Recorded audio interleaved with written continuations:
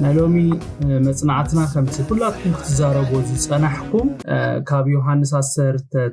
كاب 17 كساب 30 بقدامنت كاب 17 كساب 18 تزلو حساب كان بمو بقطاتي منفس املاح نزخف لزي خصني اخلو زمحرني ككافلكم مالتي كمزي يبل مسقلو صيرو خا قرن قرار اسي ناب تبحال سفرا بابرايست دما غولغولتا تبحال وص اب اسقلو كلته خالو دما مسو حده بزي حده بتي يسوسون اما اخلوم يبلنا بيلاطوس نيسوس كسقل احلفو نتوم سقلتي مسحابهم اتوم نيسوس تقبيلهم نابت سقللو سفرا مسقلو اسكيمهم كوسدو خلوينا ابزي نري زلونا نفسو كف ابزروم زلو دمصي يسمع زلو نتا مسقلو صيرو تبل قال نسمرلا لومي انا اتوكير ززاربلو حساب بقدامنت كزاربلو زمرصكو حساب نسوس لزخونه مالتي نزي قال ابزنببلو ساعات اتي اوشت يزترفلي ويدما كابز قال زي بقى ندحريت كم زيبل زغبرن قال ازي طراي እግዚአብሔር ይመስገን እንዳይብለና መስቀሉ ጸይሩ ኢየሱስ አብዚ ናይ ማን መስቀል አይኮነን ጸይሩ ናብት ዝስቀለሉ ስፍራ ወጽዩ ኢየሱስ መስቀሉ ጸይሪዩ ናብ ቀረን ቀራር ናብት ባህል ጎልጎልታ ወጽዩ ወይታ ኢየሱስ ክልተ ጊዜ ጽቡቅ የርኩም ስምዕነ ቅዱሳን ንደቀ መዛሙርቱን ነቶም ደድሕሪኡ ዝስዕቡ ህዝቢ ማቴዎስ 10:38 ማቴዎስ 16:24 ማርቆስ 8:34-38 كمون أب لوقاس 9:23-24 لوقاس 10:4-25-27 كم زيلوهم نيرو صبوق غيركم تسمعكمني هذا اغداسي ነገር ከካፍለኩም ኢየሱስ ጎይታይ መስቀሉ አልኤሉ ደድሕረይ ዘይስዕብ ኢሉ ኢየሱስ ማቴዎስ 10:38 እንደገና ድማ ማቴዎስ 16:24 መስቀሉ አልኤሉ ደድሕረይ ዘይስዕብ ንዓይ አይበቅዕኒ ሽዑ ኢየሱስ ንደቀ መዛሙርቱ በሎም ንህይወቱ ከድሕና ዝደሊ ከትፋዩ እቲ ንህይወቱ ምእንታይ ከዘጥፋ አኽረኽባዩ ሞ ክስዕበኒ ዝፈቱን ተሎ ህይወቱ ቀሪጹ መስቀሉ አልኤሉ እንታይ ግበረኒሉ ዛስክሪናይ ትንቀሳቀስን ያዘላ ይስዓበኒሉ ቀጽሉ ማርቆስ ከይና ኸነንብብ ኮለና ማርቆስ 8:34-38 ክዛረብ ኮሎ ድማ እንታይሉ ነቶም ህዝቢ ምስደቀ መዛሙርቱ ጸዊዑ ድማ በሎም ዝኾነ ይኹን ደድሕረይ ክስዕበኒ ዝደሊ እንተሎ ገዛርእሱ ይቅበጽ መስቀሉ የልዕልሞ ይስዓበኒ ንህይወቱ ከድሕና ዝደሊ ከትፋዩ እቲ ንህይወቱ ምእንታይን ምእንት ወንጌልን ዘትፋ ግና ከድሕናዩ ንሰብ ብዘላ ዓለም ረቢሑ ነፍሱን ተትፋ እንታይ ጠቅሞ ሰብከ በጃ ነፍሱ እንታይ ማሓበ ስለዚ ኣብዚ ዘማውን ሓጣን ወለዶ በአይን በቃለይ ዘሐፍር ወድሰብ ድማ بغرما ابو مس قدوسان ملائكቱ مس መጸ ብኡ ከሐፍር ይብለና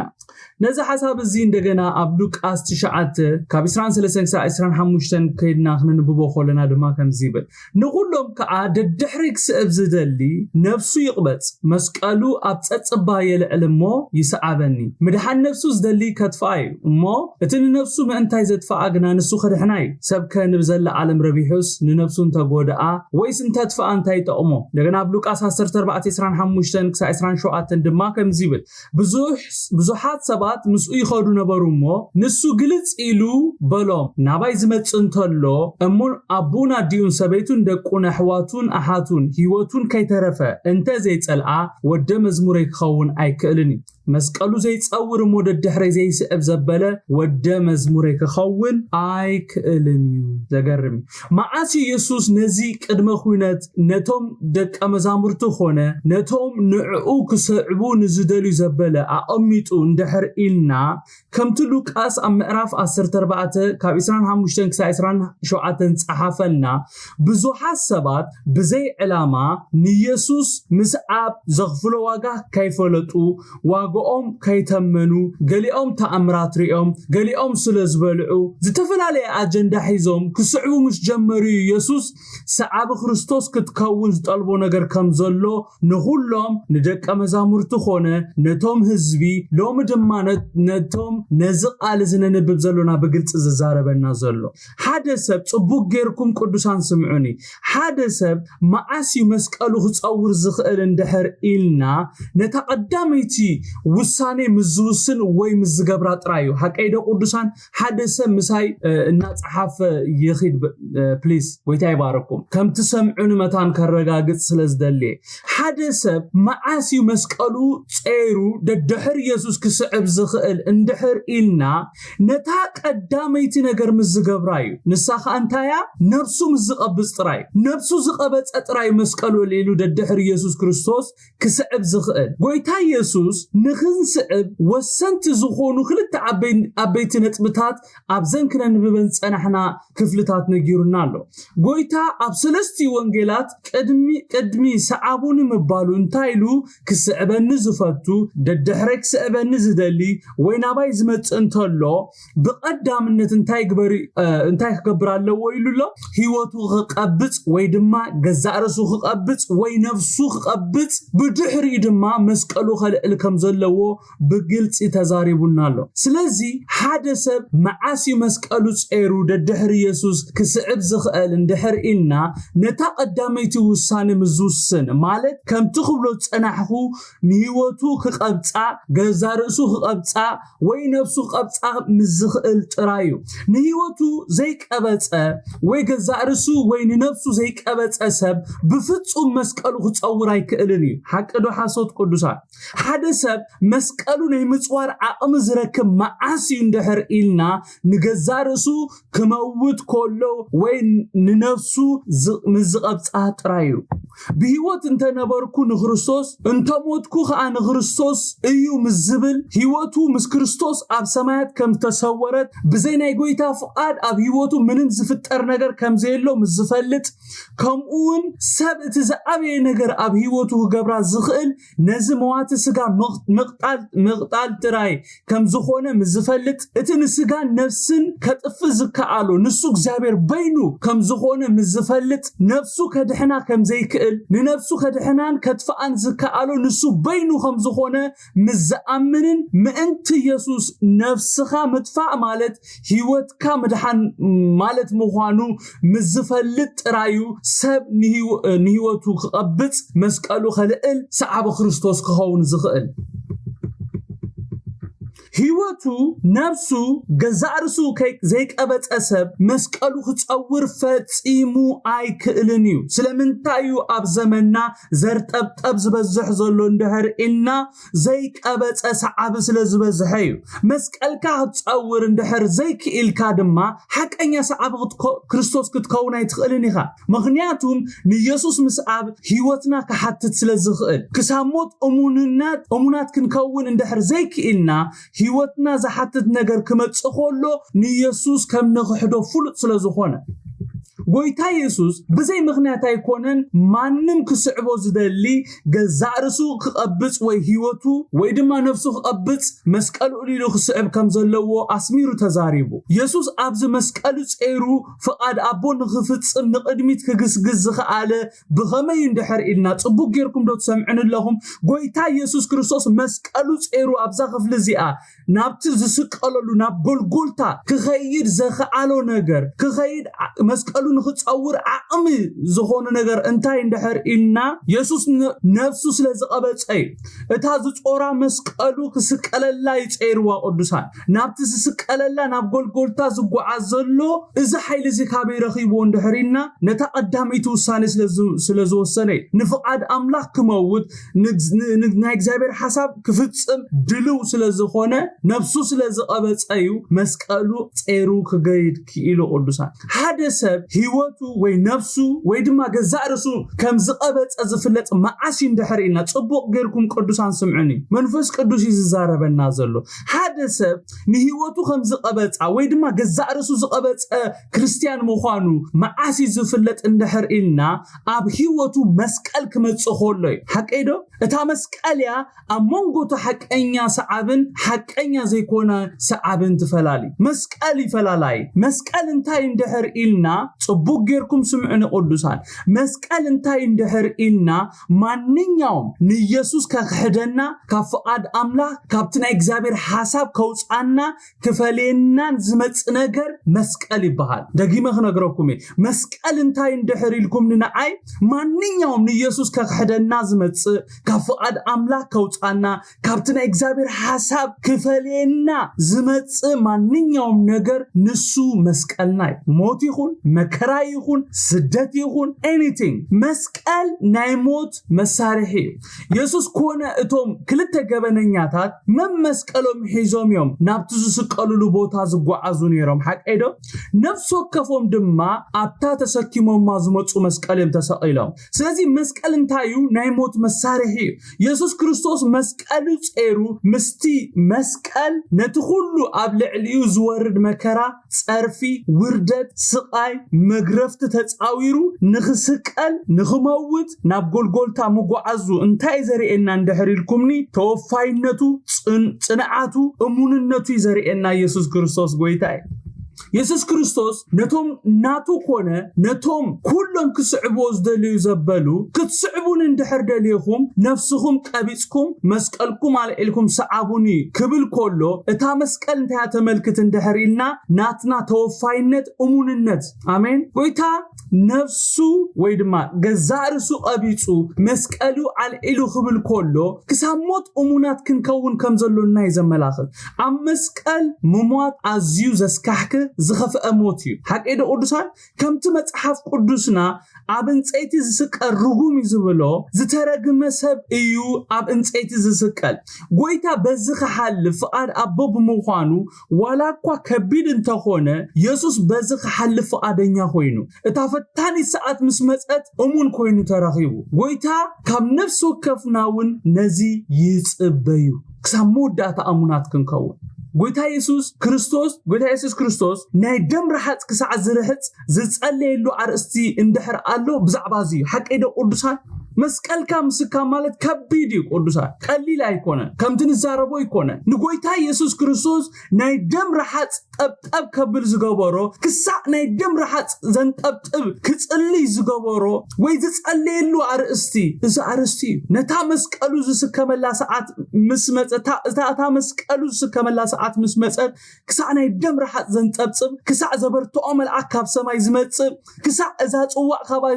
ክትሕለፍ ኢሉ ዝጽሊ ዝገበሮ መስቀል ኢየሱስ ስለዝጸለየ ዝተቀየረ ነገር አይነበረን ሓቀይዶ ኢየሱስ ነዛ ጽዋዕ ሰትያ ናይ አቦ ፍቃድ ስለዝነበረ ኢየሱስ ፍቃድ አቦ ክፍጽም መስቀሉ ክጸውር ኮሎኻ ንሪኦ ሓደ ነገር ክብል ስለዝደለኹ ነዚ ሁሉ ዝብል ዘለኹ ቅዱሳን ንፍቃድ እግዚአብሔር ምንባር ማለት ከምዚ ኣነ ንስኻትኩምን ኣቃሊልና ንሪኦ ቀሊል ኣይኮነን ኢየሱስ ክሳብ ኣብዛ ምዕራፍ ዝበጽሕ ክበኪር ኢና ንፈልጥን ሓቀይዶ ሓደ ሰብ ኣሎ ዶ ሰምዓኒ ጎይታ ኢየሱስ ክርስቶስ ክሳብ ኣብዛ ወሳኒት ሰዓት ዝበጽሕ ክበኪ ኮሎ ኣይንሪኦን ኢና ንበዓል ጴጥሮስ ምስኡ ክጽልዩ ሓቲትዎ ማይፈልጥን ታ ወሳኒት መዓልቲ ምስ መጸት ግና ከምቲ ኣብ ላዕሊ ክብሎ ጸናሕኩ ናይ ደም ረሓጽ አንጠብጢቡ አቦ ፍቃድካ እንተኮይኑ ዛ ጽዋዕ ካባይ ትሕለፍ ክሳዕ ዝብል ኮይኑ ጎይታ ዋላ እኳ እታ ክሰትያ ዘላቶ ጽዋዕ ኣዝያ መራር እንተኾነት ሞት ፈሪሑ ነቲ ዝመጻሉ ዕላማ ደዋ የብሎን ክሳዕ ናይ መስቀል ሞት እሙን ክኸውን ኮሎ ኢና ንሪ ኣነ ንስኻትኩምን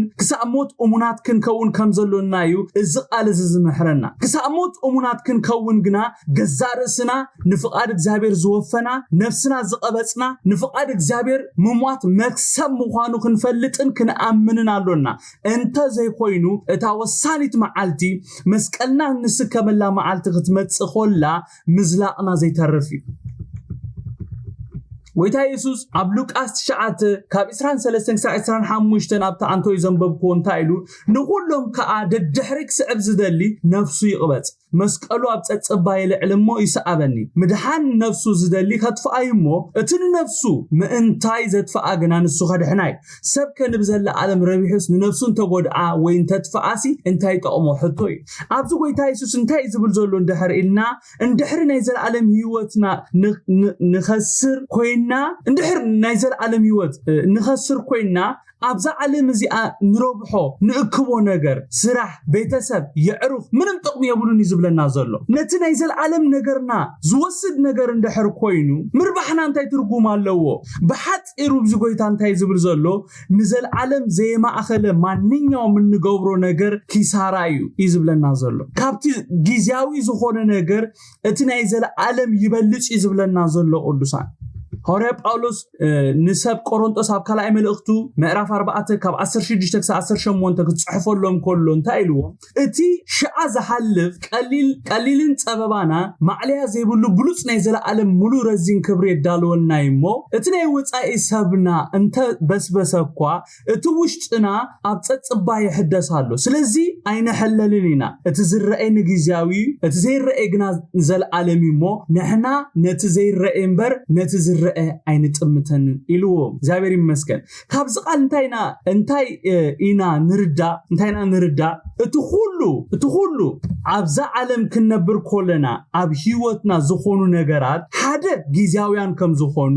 ካልኣይ ከም ሐዋርያ ጳውሎስ ዝበሎ ብጸጋ አምላክ ክንሓልፎም እንኽእሎምን ዝሓልፉ ቀሊል ጸበባ ከም ዝኾኑ እንድሕር ተጸሚምና ሰጊርናዮም ማዕለያ ዘይብሉ ብሉጽ ናይ ዘለዓለም ሙሉ ረዚን ክብሪ ከም ዘዳልወልና ይዝኽፍል ዝምህረና ዘሎ ክብሪ ንጎይታ ይኹን አሜን ናይ ሐዋርያ ጳውሎስ መልእኽቲ ልክ ከም ናይ ኢየሱስ መልእኽቲ ንዘለዓለም ብናይ ጊዜያዊ ነገር ኣይትለውጥዎ ይዝብለና ዘሎ እወ ናይ ወጻኢ ሰብና ክብስብስ ይኽእል እቲ ንዘለዓለም ዝነብር መንፈስና ግና ከም ሐዋርያ ጳውሎስ ዝበሎ ኣብ ጸጽባህ ይሕደስ ዘሕልሉና ነገራት እንተመጹውን ነቲ ኣብ ቅድሜና እግዚአብሔር ዘዳልወልና ንዕኡና ጠመትና ስለንስጉም ኣይነሐለልን ይብለና ኣሎ ኢየሱስ ክርስቶስ ጎይታይ በሓፂሩ ኣይትተሐለሉ ይዝብለና ዘሎ መንፈስ አምላክ ንሐዋርያ ጳውሎስ መልእኽት እንታዩ በጊዜያዊ በተጠፋኢ በተሐዲጉና ወይ ሐዲግናዮ ንኸይድ ነገር ኣይንወሰድ ምክንያቱም እቲ ዝረአይ እንታይሉ ንግዚኡ እቲ ዘይረአይ ግና ንዘለዓለማይ ይብለና እግዚአብሔር ስሙ ብሩኽ ይሁን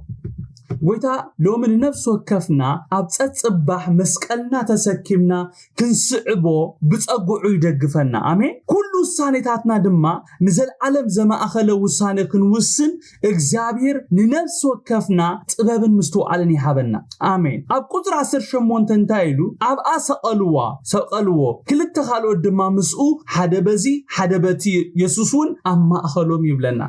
ቅዱሳን ሎሚ መንፈስ አምላክ ብዙሕ ነገር ዝዛረበና ነገር አለው ዮሐንስ ብዛዕባ ዞም ብየማኑን ብጸጋሙን ዝተሰቀሉ ሰባት ኮነ ነቲ አሞንጎ ኢየሱስን አሞንጎ ዞም ክልተ ሰባት ዝተገብረ ዝርርብን ኣይጸሓፈና ነዚ ሓሳብ ና ማቴዎስ ማርቆስ ወይ ሉቃስ ከድና ክንንብብ ኮለና ከምቲ ኢዮብ አንቶ ይዝብሎ ዝነበረ ስፍሕ ብዝበለ መንገዲ አቡ ተጻሒፉ ንረኽቦ ኢና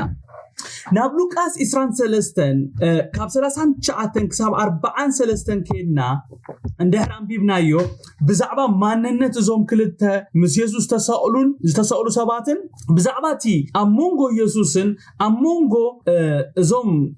ምስ ኢየሱስ ተሰቀሉ ዝተገብረ ዝርርብ ብግልጽ ተጻሒፉና ንረኽቦይና ኢየሱስ ጎይታይ ከም ናይ መጽሓፍ ቅዱስና ክፍሊ ኩሉ ሳዕ ከምብዎ ከለኹ ንልበይ ዝትንክፎ ክፍሊ እዚ ክፍሊ እዚ ቅዱሳን ሎሚ ዝበሃል አሎኒ ንዓኹም እንደገና ድማ አነ ንስኻትኩምን ወፂና ክንዛረቦ ዘለና ነገር መንፈስ ቅዱስ ሎሚ ዝዛረቦ ነገር አለ ቅዱሳን እዚ ክፍሊ እዚ ኩሉ ግዜ ምዘንብቦ በቃ ንልበይ ትንክፈኒ አዚ ድማ ዝፈቶ ክፍሊ እዚ ክፍሊ እዚ ብዝረኸብኩ አጋጣሚ ድማ ብዛዕባ እዚ ክፍሊ ካይተዛረብኩ ይሓልፍኒ ሎሚ ድማ ነዚ ክፍሊ ነጽንዖ ስለዘሎና አዚ ባሂሉንሎ ምክንያቱም ዝብሎ ስለዘለኒ ማለት እዩ نزي أب يوحنس 19 قطر 18 زلو خفلي ناب لوقاس 23 كاب 39 سا 43 كينا ننببومو نتك زابير بزقال غيرو ززاربنا كنسمعنا يسوس غويتاي انتاي بلنا كابتوم التساؤلو غبر تخفؤون حدا نسخا كريستوس انت خوينكا نرسخان نعنان ادحن إلو يلاغصلو نبره بلنا تحدا اتخال ايغنا اتا ابز خمس زبل فرد خولخا املاح دو يتفرحنيخا نحناس بحق بغبرنا زغبانا تفدينا ازغنا حنت خفاتكو ايغبرن إلو غنحو نيسوس كاغويتاي بمنغست خامست مص ذكرن بلو يسوس دما لومي مساي اب جنت كم تخون بحق بلكالخو بلو يبلنا ايغرمكم من قدسا نزسب زي خريو انا يحنطي ساعكندي ادلنياي ዮሐንስ بزعباتهم مس يسوس تسألوه صحفنا خلو حدا بتي يسوسون أما أخلهم إلو تراهي حليفو لوقاس جنا اتهم مس يسوس بيمانون بتسأقامون تسألو سبات جبر تخفو خمسة هونو صحفنا له أنا أبزي أتوقير الزاربلو زدلخو جنا بزعبازي كونن أنا خزاربلو دلي زلخو بزعباتي أمونغو يسوسن أمونغو توم مس يسوس تسألو زتجبرن ناي واحد دقائق زربايك زارب دلي زلخو قدساني كابتوم مس يسوس التسألو تحادن يسوس نسخا كريستوس انتو خوينكاس نرئسخا نعنان عدحن يلو خلاق تسألو خولو اتخالا ايوغنا نتزلاق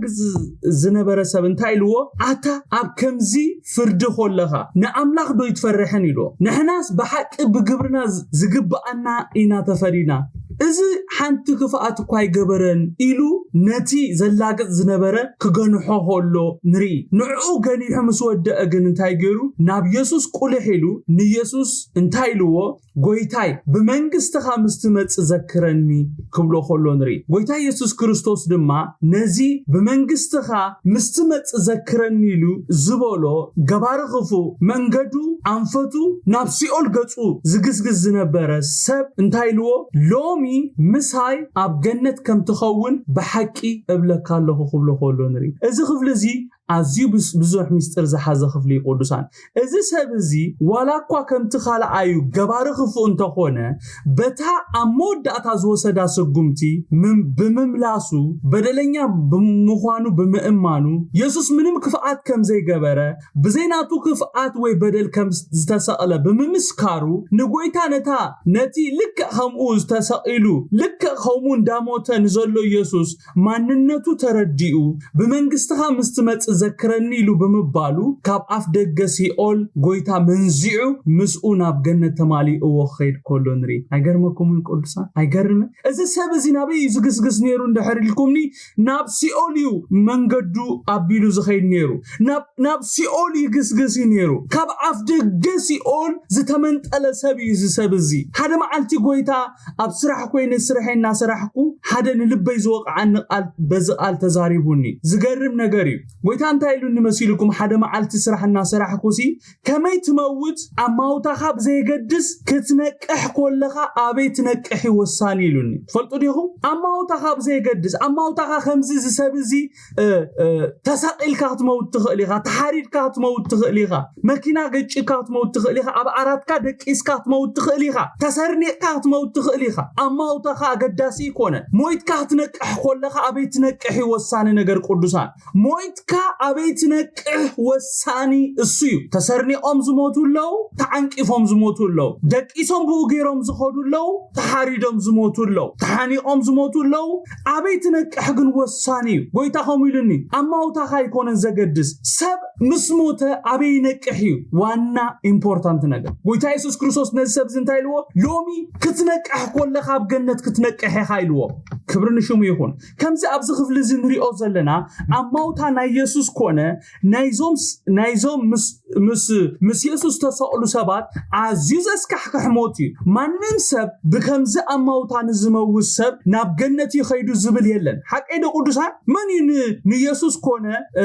نزي دبار خفو ناب جنت غسغيسوم زبل سبات بزعبات مس يسوس تسأل سب كزاربو كعللو خلو نت مس يسوس زغبرو علال مملاس نت غويتا زحابو حقኛ ናይ ተስፋ ቃል ስለዘይ ፈልጡ بزعبو خللو خلو بتناي قدم ماننتو ኣብቲዮም ዘዕልሉ መወዳእታ ናይዚ ሰብ እዚ ኣበይ ኢልኩም ተሓስቡ ተባሂሎም ተዝሕተቱን ግብሩ ፍሉጥ ስለዝነበረ ሲኦል ምበሉ ነይሮም እንተኾነ እዚ ሰብ ግን ቅድሚ እታ ናይ መወዳእታ ትንፋሱ ምትንፋሱ ብህይወት ኮሎ ብምምላሱ ጎይታ ካብ ናይ ሲኦል ሓዊ መንዚዑ ከውፅኦ ከሎ ንርኢ ክብሪ ንሽሙ ይኹን ሎሙን ነዚ ኣብ ህይወትካ ክደግሞ ይኽእል እዩ ሎሙን ኣብ ህይወትክ ነዚ ክደግሞ ጎይታ እሙን እዩ ምናልባት ሎም መዓልቲ ዘይወሰንኩም ሰባት ኣብ ማእኸልና እንታይ ይብሉ ሎ ዞም ጴንጤ ክትብሉ ዝኣተኹም ሰባት እንድሕር ኣለኹም ሎሚ ንዓኹምን ክምንዝኣኩም ጎይታ እሙን እዩ ሎማ ኣነው ንብለኩም ኣለኹ ቅዱሳን ኣማውታና ብዘይገድስ እቲ ቀንዲ ኣገዳሲ ነገር ክነቅሕ ኮለና ኣበይ ንነቅሕ ይወሳኒ ከመይ መውታ ያገድሰንኒ ኣበይ ቅበር ያገድሰንኒ ኣነ ዝደሊ ክነቅሕ ኮለኹ ኣብቲ ኢየሱስ ዘለዎ ስፍራ ክነቅሕ ዝደሊ ክነቅሕ ኮለኹ ኣብቲ ሰላም ዝሰፈኖ ኣብቲ ምሕርቃማስናን ዘይብሉ ኣብቲ ብኽያት ዘይብሉ ኣብቲ ስቃይ ዘይብሉ ኣብቲ ሰላም ዝሰፈኖ ስፍራ ኣብቲ መዝሙር ዘለዎ ስፍራ ኣብቲ ጎይታ ኢየሱስ ክርስቶስ ንጉስ ዝኾነሉ ስፍራ ክነቅሕ ዝደሊ እዚ ሰብ እዚ ቅድሚ ብንስሓ ናብ ጎይታ መምላሱ ቅድሚ ጎይታ ሎሚ ኢሉ ምዝራቡ ናብ ገጹ ይዝግስግስ ነይሩ እንድሕር ኢልና ናብ ሲኦል ገጹ ይዝግስግስ ነይሩ ቅዱሳን በታ ዝረኸባ ኣጋጣሚ ተጠቂሙ ምስተመልሰ ግና አንፈቱ ተቀይሩ እግዚአብሔር ይመስገን ጎይታ እንታይ ኢልዎ ሎሚ ምሳይ ኣብ ገነት ከም ትኸውን በሐቅ ብለካ ኣለኹ ኢልዎ ናይ መብዛሕቲና ህይወት ነዚ ዝመስል ነይሩ ጎይታ አንተ ዘይረዳአና ነይሩ ጎይታ አንተ ዘይብጀውና ነይሩ ጎይታ እንተ ዘይናጠቀና ነይሩ ናበይ ገጽና ንግስግስ ነይርና እንድሕሪልኩምኒ ልክ ከምዚ ዝሰብዚ ናብ ሲኦል ገጽና ኢና ንግስግስ ነይርና ናብቲ ብኽያትን ምሕርቃም ኣስናን ዘለዎ ኣብቲ ፍልሖ ዘይሞቱሉ ሓሳኹ ዘይሞቱሉ ስፍራ ናቡይና ንግስግስ ነይርና ጎይታ ኢየሱስ ክርስቶስ ነዚ ሰብዚ እንታይ ኢልዎ እወ ሕጂ ትሳቀ ኣለኻ ትበኪ ኣለኻ ኣብ ጻዕርሞት ኣለኻ ኣብ ዝኽዝመውት ኮለኻ ነፍስኻ ኣብ ገነት ኣብቲ ሰላም ዝሰፈኖ ስፍራ ስቃይ ዘይብሉ ምሕርቃማስናን ኮነ ብኽያት ኣብ ዘይብሉ ሓጎስ ደስታ ዝሰፈኖ ስፍራ ክትነቅሕ ኢልዎ ክብሪ ንጎይታ ይኹን ኣሜን ዶ ነዚ ዝገበረ ኣምላክ ክብሪ ይግብኦ ኢየሱስ ጎይታ ኣብ ህይወትክ ሆሙ ይገሩ ኣብ ህይወትካ ሆሙ ይገሩ ኣብ ህይወተይ ኮሙ ይገሩ ኢየሱስ ክርስቶስ ጎይታ ስለዚህ ኢና ደጋጊምና መጠንቲ ዝተኸፍለልና ዋጋ ክነብር ከም ዝግባአና ንነግረኩም ዘለና ቅዱሳን ንነፍሰይ ክሪኣ ከለኹ ንነፍሰይ ክፍትሽ ከለኹ ህይወተይ ክሪኦ ከለኹ መጠን እቲ ዝተኸፍለለይ ዋጋ ኣይነብርን ዘለኹ ጥቃት ዝተኸፍለለይ ዋጋ ኣይነብርን ዘለኹ ቅዱሳን እንታይ ዝደሊ እንድሕር ኢልኩምኒ ቀቢፀ ነፍሰይ መስቀለይ ኣልዒለ ድሕር ኢየሱስ ክስዕብ ዝጨከነ ህይወት ክህልወኒ መጠን እቲ ክንድቲ ዝተኸፍለለይ ክነብር እዩ ኣብዚ ዘመን እዚ ባህገይ ጸሎተይ እዩ ኣብዚ ሰዓት እዚ እንታይ ትደሊ ሰለሞን ድሕር ኢልኩምኒ ዝቐበፀ ክርስቲያን ክኸውን ቀባፅ ክርስቲያን ጨካን ክርስቲያን ዋግኡ ተሚኑ ዝወፀ ክርስቲያን ልፍስፍስ ዘይኮነ ክርስቲያን ክኸውን ዝደሊ በቃ ምዝመፀ ንፋስ ዝነፍስ ክኸውን ኣይደሊነ ኢየሱስ ጎይታይ እዚ ሰብ እዚ እንተ ዘይውስን እንተ ዘይመለስ ነይሩ ክነቅሕ ኮሎ ነዚ ኣብ ውሽጥኹም ከእቱ ደሊ ዘለኹ ነዚ ኢኹም ወፂኹም ክትሰብክዎ ደሊ ዘለኹ ክትነቅሕ ኮለኻ ኣበይኻ ክትነቅሕ ትፈልጥ ዲኻ ብልዎ ብዝኾነ ምክንያት ሰብ ክመውት ይኽእል እዩ ሓሚሙ ክመውት ይኽእል እዩ ብዝኾነ ምክንያት ክመውት ይኽእል እዩ ክነቅሕ ኮሎ ኣበይ ነቅሕ ግን ወሳኒ እዩ እዚ ሰብ እዚ ኣብታ ናይ መወዳእታ ሰዓት ኣብታ ክውስነላ ዝኽእል ሰዓት እንተ ዘይውስን እንተ ዘይምለስ ነይሩ ክነቅሕ ኮሎ ነብሱ ኣብቲ ብኽያትን ዓውያትን ምሕርቃማስናን ዘለዎ ናይ ስቃይ ስፍራ ሲኦል ተባሂሉ ዝጽዋዕ ንነፍሱ ኣብኡ ምረኸባ ነይሩ ውሳኔኡ ግና ካብ ዝኸድሕኖ ኮሎ ንርኢ እቲ ቀንዲ ኣገዳሲ ነገር እዚ ቅዱሳን ሞይትካ ትነቅሕ ኮለኻ ነፍስኻ ኣበይ ትረኽባ እዩ እቲ ኣገዳሲ ነገር ጎይታ ኢየሱስ ሎሚ ኣብ ገነት ምሳይ ከም ትኸውን ክብሎ ኮሎ እቲ ካልኣይ ምስመንዩ ኣብ ሲኦል መዋዕሉ ንዘለዓለም ዘሕልፍ እንድሕር ኢልኩምኒ ምስ ዲያብሎስን ምስ ጭፍሩኡን እዩ ነዚ ሰብ እዚ ጎይታ እንታይ ኢልዎ ነቲ ዝተመልሰ ሰብ ሎሚ ምሳይ ኣብ ገነት ክትከውን ኢኻ ኢልዎ እቲ ምስኡ ዝውንብድ ዝነበረ ምስኡ ዝሰርቕ ዝነበረ مسؤ زختر زنبر سب أم مسكال تفلاليو بوساني تفلاليو مسحواتنا مسعرقتنا نكو وسانينا يفلينا نحنا وسينا يسوع كريستوس كنسعبو نساتهم دماغ صح جيلا قصولو يسوع كنبل كولنا يلا قصولو زلاق صقن ابي زوسدو ابي كبصحهم نايمن كوجلي كغبرو لو من ذا حق ازخ نغروم يغبانا مبزحتنا مسموتنا دحر مسموتنا دحر فردي ناب جنت وين ناب سيول نخيد زمسلنا مالت مبزحتنا بقى سمويتو بقى كساعه دحر فردي ناب جنت نخيد زمسلنا نو انت كونه تحقي كمز ابزقال املاح تصحيفنا زولو توم بغويتا زامنا بغويتا امينا نموز زبله كنقح كلنا ابينا ننقح ابت سلام زسفنو سفرا نبعات بخيات سقاي مكرا زيبلو سفرا ناب جنتنا نخيد كبرن غويتا يكون امين غويتا يسوع كريستوس بمثالي كزارب كله تزبلكم ابلوق اس تزاربو قال حدا حفتام نبره إلو زتزاربو قال تزبلكم حدا دخا سبن حدا حفتام سبن نيرو يبل اذا الازر زبحال سب كابتي تحفتام زبلو كتصقب حرر يبل نبره يبلنا انا دلي زلخو بزعباتي زخونه كونتات ايكونن جن الازر مسموته تي حفتامون مسموته بوتوم تفلالي دو قدوسان بوتوم تفلالي دو قدوسان ابراهام انتايلو نحنا نباهم كاينمص نسخاتكم دما نبانا خايتمصوسي امونغونا زفلاليسي قلا حولو يلو بقى كنمص اينخلنا فور ايفر نسخاتكم دما تمصونا يتخلونيكم سوري لو توبادي لو بيوت كلها توسن نيرو كايلو استنفانسكا كاباخا خايتوسدت كله كتزارب النخالكا كتنصحنا النخالكا كتنصح نيرو كايلو ابراهام توبادي لو لومون كتملسو زلكم كنملس زلونا اتا ساعات حجيا ناي مملاس ساعات حجيا كتوسن اندخالكا خاتوسن كتزارب اندخالكا خاتزارب زلوكا يسوس غويتاي نزقال زنا دالهو منفس قدس وسيخو زحابن قال حدا اقداس ملقت لنا قدسان ابحلنا كومون امولو عالم بتلمدو سب كموت كله مبزحتنا نتقاملو قالالو من يزنغرني مبزحتي سب النفقروم سبات كموتو كله زمد كموت كله يعرفتنا كموتو كله دق حجرنا كموتو كله نتقاملو قالالو نسوخا يس ناومي كويتا يباركم نسوخا انت يزبليو منغسته سمايت يوارسوم وي دما كم زبعال جون زصحافو كم زبعال ناومي زصحافو سي انت يبلو rest in peace وي دما ريبيلوم يصحفو منغسته سمايات غنا كويتا كم زيلو نبحصيرو اذا قال سلا زحرقني كل غزي سلا كريو هولو سلا زحرقني حنت قال اوشت ايتيلي منغسته سمايات غنا قدساني مويتكا ايورسني بيوت كلها هاتورسا اميندو كريستيانات نزس عن منغارنا نحناون صحفت منغسته سمايات يوارسوم كوينالنا كم كريستيانات نزحق ازينا خنوجو زلنا نزحق ازينا خنزارب زلونا منغسته سمايات يوارسكم كنبل ايغباناني منغسته سمايات مويتكا ايورسني بيوت كلها هاتورسا كم تعبل على خبلو صناحكو بزح غيزي نفقرو سبات بموت كابز عالم كابانا خفلي يقولو دحر صنعات يحبكم اسئبنا نبلو ነገር እንታዩ መንግስተ ሰማያት የዋርሶም ይናነብል መንግስተ ሰማያት የዋርሶም ዝብል ቃል መደምደሚ ዘረባና ሐቅዶ ሐሶት ቅዱሳን መንግስተ ሰማያት የዋርሶም ክንብል ኮለና ሰናይ ቃል ይቅዱሳን መንግስተ ሰማያት የዋርሶም ክንብል ኮለና ሰናይ ምንዮትና ይናንገልጽ ዞለና እንተ ሆነ ግና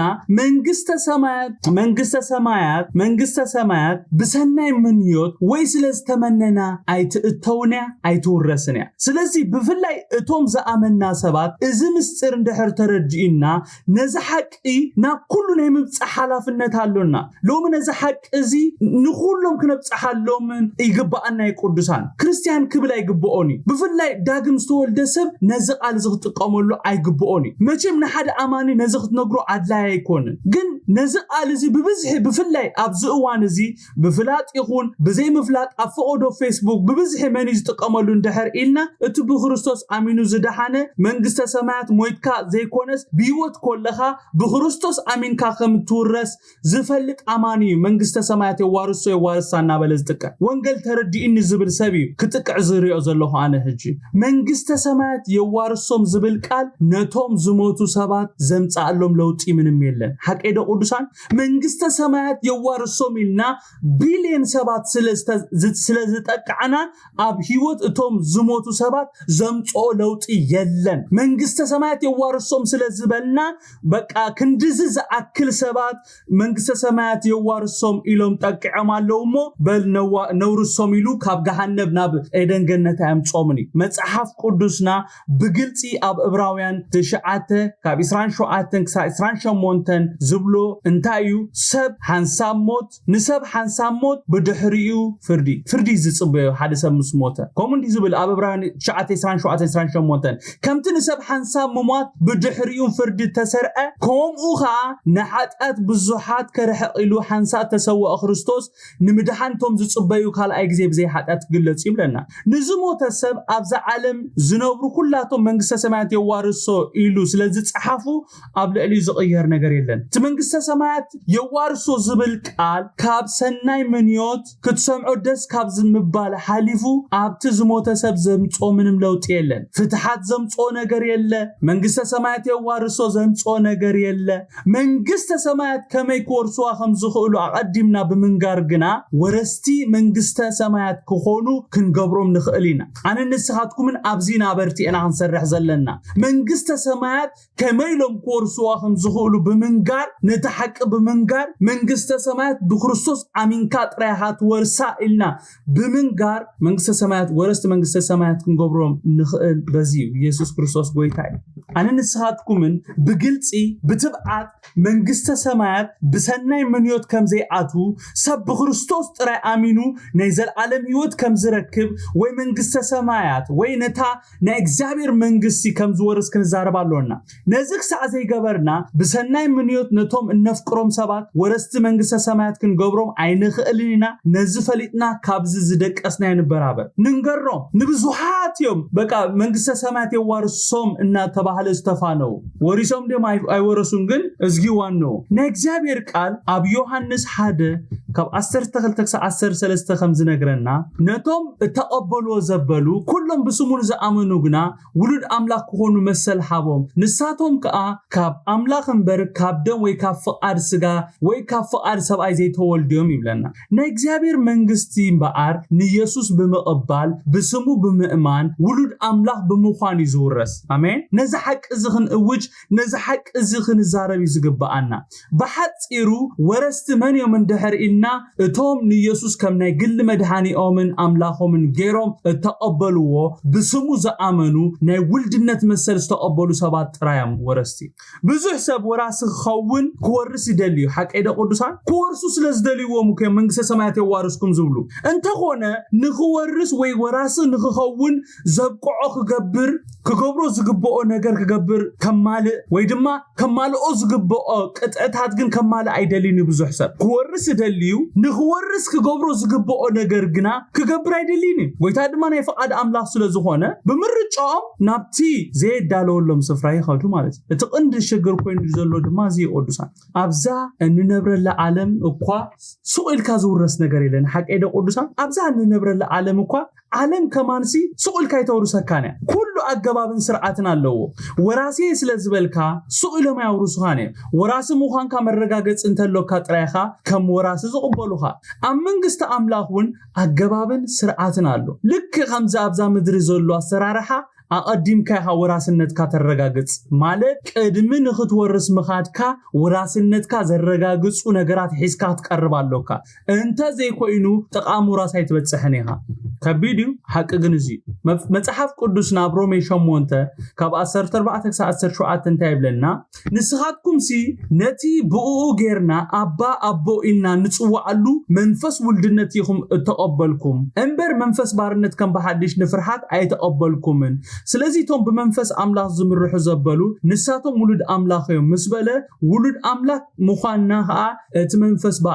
ባዕልዩ ምስ መንፈስና ኮይኑ ዝምስክር ውሉድ ካብ كوناخ انتايلو ورست دماينا امين ولد وراسي زخون ولد كاب كوينا ورست دماينا نعملاخ ورستو نخريستوس موارستينا مسو حسار مكران تتصغبنا مسو انت هنغبرنا يلو كنكبرنا يبلنا دلي زلو نتا اب قصر 10 شوات زلو علي ولد كاب كوينا انتايلو ورست دماينا يبل እግዚአብሔር ይመስገን من يزورس اندحرينا بمدراوي يكون بسماوي حقي ولد يزورس كمزي ننبو زلنا قال زنغرنا ولد كاب كوناخ ورست دماينا نعملاخ ورستو نخريستوس دمانتايلو موارستينا مسو حسار مكران تتصغبنا مسو دما كنكبرينا يلو እግዚአብሔር ይመስገን مسو حسار مكران تتصغبنا ማለት أبلا علي كم زبلنايو نفسنا قبيصنا مسكلنا علينا كسامود أتان تسيعبنا يا مالتي مسؤو حسارة مكران تتسقبنا مسؤون كنكبرنا خبرنا قويتا يهون سلازي اندحر منقسة سمايات كنورس دلينا ويبخلا الزراربا سماويان نعملاخ ورستو نخريستوس موارستو كنكون دلينا مويت كاز ورس نگر كم زيلو فليتنا لك خمز مس يسوس تساقلو موتو زتصبابي زنبرسب بهيوت كله نسحة استملسة كابسيول زملته منقسة سماعات بممنسح ناب يسوس بمتأمات بيسوس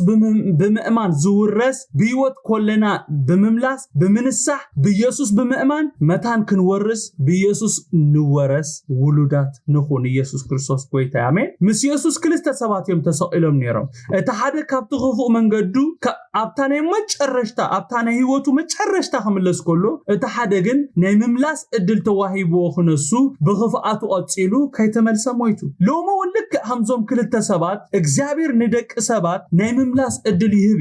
እንተ ኾነ ነቲ ዝተዋሃቦ እድል ዝጥቀም ሰብ አዚ ውሕድ እቲ ዘሕዝን እዚ እግዚአብሔር ንኹሉ እድል ሂቡ ዘሎ ክልቲኦም ኣብ የማኑን ጸጋሙን ተሰቂሎም ዝነበሩ ሰባት ምርጫ ነይርዎም እቲ ሓደ ህይወት ክመርጽ ኮሎ እቲ ሓደ ድማ እቲ ህይወት ዝኾነ ክርስቶስ ምስኡ ኮሎ በኃጢአት ክመውት ኮሎ ንሪ ሎሞ ወን እቲ አስበሐጣትና አመስቀል ቀራኒዮ ክፉል ክነሱ ሰባት ኣብ ክንድቲ ህይወት ዝህብ ክርስቶስ ዝመርጹ ብምርጫኦም ናብ ሲኦል ክኸዱ ኮለው ንሪ ሰብ ሰይጣን አይኮነን ናብ ሲኦል ዝሰዶ ዘሎ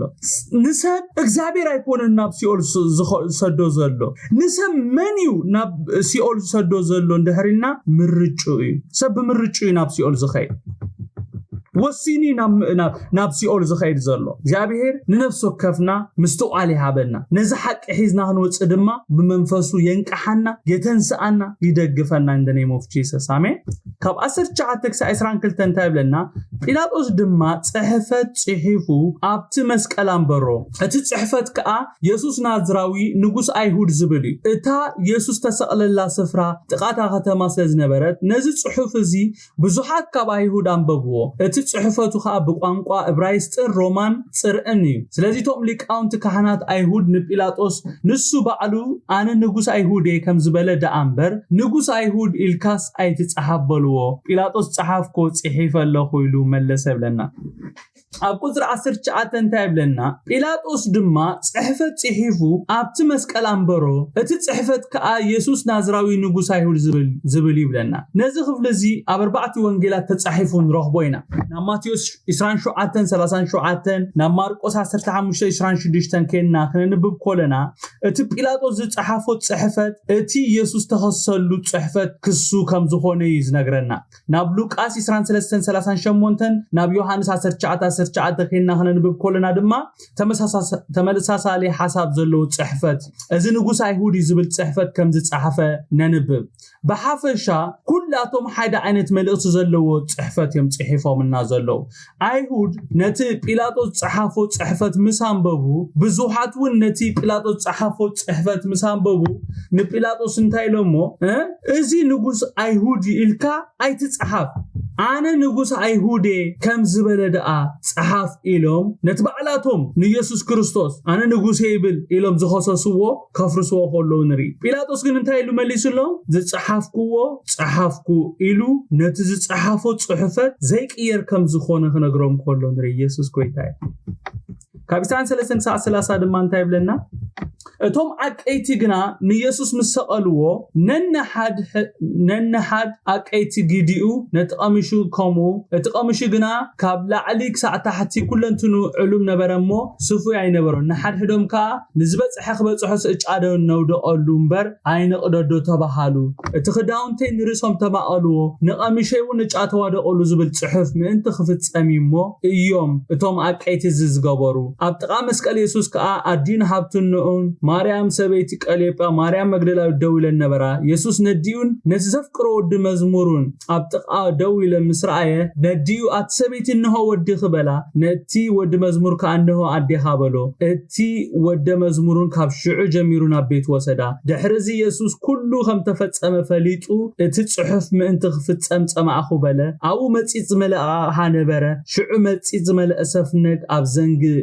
ስም እዛ ገይሮም ናብ ኣፋ አረብሉ ኢየሱስ ከአ ነቲ መጺጽ ምስጣመ ተፈጸመ በለ ርእሱ አድነነ ነፍሱን ወጸት ይብለና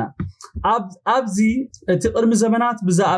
ብዛዕባ ኢየሱስ ተጻሕፈ ጽሕፈት ክፍጸም ኮሎ ኢና ንሪ ዘለና ነዚ ብፍላይ ኣብዚ ዮሓንስ ተጻሒፉ ዘሎ ምእንቲ ጽሑፍ ክፍጸም ኢሉ ዝበሎ ኣብ መዝሙር 22 ንረኽቦ ኢና እንታይ ብል ኣብ መዝሙር 22:18 ሲ ንኽዳውንተ ይማቀልዎ ንቀምሸውን እጻየው ደቀሉ ይብል ማለት እዩ እዚ ቃል እዚዩ ኣብዚ ተፈጻምነት ክረክብ ኮሎ ንሪኦ ዘለና እቶም አቀይቲ ንኢየሱስ መሰቀልዎ ወዲያው ክዳውንቱ ናብ ምምቃልዮም አትዮም እቲ ቀምሹ ከምቲ ካል ነርባዕቲዮም ክማቀልዎ ስለዘይክእሉ እቲ ጽሑፍ ከአ መታን ክፍጸም ቀምሹ ንዝበጽሐ ክበጽሕ እጫኸው ደቀሉ ንርኢ ማለት እዩ ኣብዚ ክፍሊ እዚ ኣብዚ ከምታ አንቶ ይዝበልኩዎ ኣብ መዝሙር 22 ዝተጻሕፈ ትንቢታዊ መልእኽቲ ዘለዎ ጽሑፍ ተፈጻምነት ክረክብ ኮሎ ኢና ንርኢ ኣብ መዝሙር 22 ካብ 1-2 ሄዳን ብኮልና እንታይ ብለናሲ አምላኸይ ስለምንታይ ሓዲካኒ ካብ ምርድአይን ካብ ቃላታውያተይን ይርሕቕ ኢኻ ወአምላኸይ ብመዓልቲ ጠረ ንሳግናይ ትምልስን ብለይቱን ትም አይብልን ዝብል ጽሑፍ ዝጎይታ ኢየሱስ ክርስቶስ ቅድሚ ሙማቱ ቅድሚ ትንፋሱ ሙጹ ኣብ ካልኦት ወንጌላት ከይድና ክነንብብ ኮለና ኤሎሄም ላማ ሰበቅተኒ ኢሉ አቦይ ስለምንታይ ሓዲካኒ ኢሉ ዝጨርሖ ምጭራሕ ንዕኡ ዘመልክት ክፍሊ እዚ ማለት እዩ እንደገና ኣብ መዝሙር 22 ካብ 7-8 ከይድና ክነንብብ ኮለና ድማ እንታይ ብለና ዝርዩኒ ዘበሉ ተባጨውለይ ኣብ እግዚአብሔር ይተዓቆብ እስከ ይናግፎ ብሂጉዎ ይሞ ንሱ የድሕኖ ኢሎም ርእሶም ናነቅነቁ ከናፍሮም ይርምጥጡለ ያለው ዝብል ቃሉን ተፈጻምነት ረኺቦም አለው ብዙሓት ኣብ ታሕቲ ኮይኖም ንብዙሓት አድሒኑ ንብዙሓት ፈዊሱ ንብዙሓት ካብ ሞት አድሒኑ እናበሉስ የላግጹሉ ነይሮም በቃ እስከ ክንሪኤና በቃ ንዓካ መስቀል ውረድ ገለ እናበሉ የባጭውሉ ነይሮም ንኢየሱስ ክርስቶስ ኣብ ካልኦት ወንጌላት ንረኽቦ ኢና ነዝውን ኣብ መዝሙር 22 ካብ 15-16 ድማ ክነንብብ ኮለና እንታይ ብለና ሓይሌ ከም ገልዒ ነቂጹ ልሳኔ ኣብ ትንሓገይ ጠቢቁ ናብ መሬት ሞት ኣውድካኒ ኣኽላባት ከቢቦምኒ ኣኼባታት ገበርቲ እከያ ማእኺሎምኒ ነዳዊ ነጋሬ ሸንኪሮም እዮም እሞ ይብል ኣብ 18 ኣብቲ ዘንበብኩልኩም አንቶይ ድማ ንኽዳውንተ ይማቀልዎ ንቀሚሸ ይጻየውድቁሉ እዚ ሁሉ እዚ ኣብ መዝሙር 22 ዝተጻሕፈ እዩ ኣብ ህይወት ኣብ ናይ መወዳእታ ኢየሱስ ክርስቶስ ተልእኹ ተፈጻምነት ክረክብ ኮሎ ንሪ ኢየሱስ ክርስቶስ ጎይታይ ኢየሱስ በዚ ክሓልፍ ብግድ ስለዝነበረ ይምበር ቅዱሳን እግዚአብሔር አቦ ካብቱ ዝወርዶ ዝነበረ መከራ ስቃይ ውርደት ከድሕኖ ስለዘይክእል አይኮነን በዚ ሁሉ ክሓልፍ ኮሎ ስቁሉ ዝሪኦ ዝነበረ ጎይታ ኢየሱስ ኣብ መስቀል ጎይታ ኢየሱስ ክርስቶስ ናይ ግድን በዚ ክሓልፍ ስለዝነበሮ አቦ ንወዱ እናሰምዐ ከምዘይሰምዐ እናረአየ ከምዘይረአየ እቲ ኩሉ ኣብ ኢየሱስ ዝፍጸም ዝነበረ ግፍዕታት መከራታት ስቃያት እናረአየ ስቅ ኢሉ አቦ ማለት ምክንያቱም ፍቃዱ ስለዝነበረ ማለት ክብርን ጎይታ ይኹን ከምቲ ቃል አምላኽ ዝነግረና ጽሑፍ መታን ክፍጸም ዝበሎ ክፍጸም ስለዝነበሮ እዚ ኣብ ህይወት ኢየሱስ ክኸውን ስለዝነበሮ ኣስባሒጣትና ዋጋ ክኸፍል ስለዝነበሮ ደሞዝና ንሱ ስለዝነበረ ኣስባሒጣትና ንሱ ስለዝነበረ ጎይታ ኢየሱስ ክርስቶስ በዚ ክሓልፍ ናይ ግዲ ኮይኑ ማለት ኢየሱስ ጎይታ ኢየሱስ ክርስቶስ ኣብ መስቀል ኮይኑ ኣብ መስቀል ተንጠልጢሉ ንመን من يريئو اندحر إلنا كابتخول ሰብ ህዝቢ ምስ መን ኣብ መስቀል ኮይኑ ተዘራሪቡ እንድሕር ኢልና ምስቶም ናቱ ምስዲዩ ምስ ዮሓንስ እንደገና ድማ ምስቶም ንዑ ኣሰንዮም ዝመጹ ደቀ መዛሙርቱ እዩ ናብኦም ይጠሚት ኢየሱስ ክርስቶስ ጎይታይ ኣብ መስቀል ኮይኑ ጎይታ ኢየሱስ ክርስቶስ እስቲል ይሰርሕ ነይሩ እግዚአብሔር ይመስገን ንማርያም ሰኢሉ ኣብ መንገዲ ገዲፉ አይከረን እግዚአብሔር ይመስገን ነቲ ዘፍቅሮ ነቲ እሙን ዝኾነ ዮሐንስ ክሳብ መወዳእታ مسو ዝጸንሐ ዮሐንስ ነዲዩ ኸረክቦ ኾሎ ንሪ እግዚአብሔር ይመስገን አሜን ነዲ እንታይልዎ አንሰበይቲ እነሆ ወደኺ ኢልዋ ዮሐንስ ድማ እንታይልዎ እነሆ ኢሉ ንኽልቲኦም አረኻኺቦም እግዚአብሔር ይመስገን ንኽልቲኦም አራኺቦ ምስ ወደአ ድማ ነታናይ መወዳእታ ጽዋ ሰትዩ ተፈጸመ ኢሉ እግዚአብሔር ይመስገን አስብ ኃይጣትና ሞት ዝኾነ ደሞዝ ከፊሉ እግዚአብሔር ይመስገን ተፈጸመ ኽብል ኾሎ እንታይ እግዚአብሔር ይመስገን ከምተ አንቶይኑ መሃሮ ዝነበርና እቲ ሁሉ ዕዳና ኢየሱስ ክርስቶስ ፈትዩ ኣብ መስቀል ከፊሉና ኢየሱስ ክርስቶስ ጎይታይ ክብርን ሁሉ ንጎይታና ንኣምላኽና ይሁን ናይሎም መጽናዕትና ብዝደው ከብለ ኣብ ዝመጽ ሰሙን ድማ ነዚ ሓሳብ እዚ ክንቅጽሎ ኢና ጎይታ ብነገር ኩሉ ይባረኩም ጸጉ ይብዛሓልኩም ጸሊና ክንውዲና ዕዳኩም ሓፋኩም